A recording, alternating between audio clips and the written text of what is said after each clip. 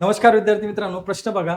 जालना तलाठी 2015 ला विचारलेला हा अतिशय मजेदार असा प्रश्न आहे. एका रस्त्यावरून काही घोडे व तेवढेच घोडेस्वार चालत चाललेले आहे.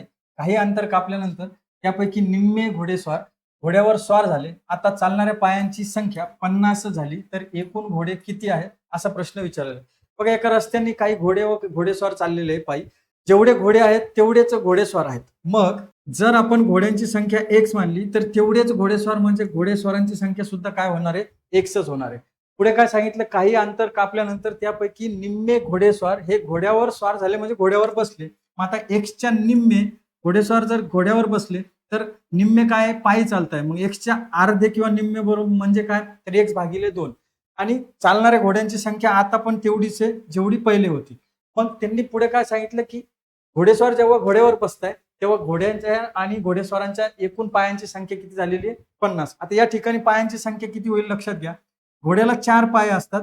मग एक्स घोडे असतील आणि प्रत्येकाला 4 पाय, तर टोटल किती पाय असणार आहे? 4x. आणि इथे घोडेस्वार एक्स भागिले 2 आहेत, प्रत्येकाला 2 पाय. मग पायांची संख्या बे म्हणजे एक्स ही घोडेस्वारांच्या पायांची संख्या.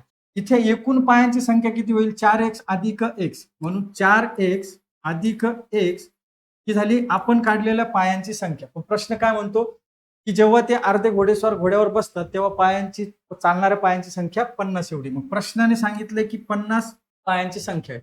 मग लक्षात घ्या, 4x बरोबर किती होईल? 5x. एवढी पायांची संख्या आपण काढली, 50 प्रश्नाने दिली.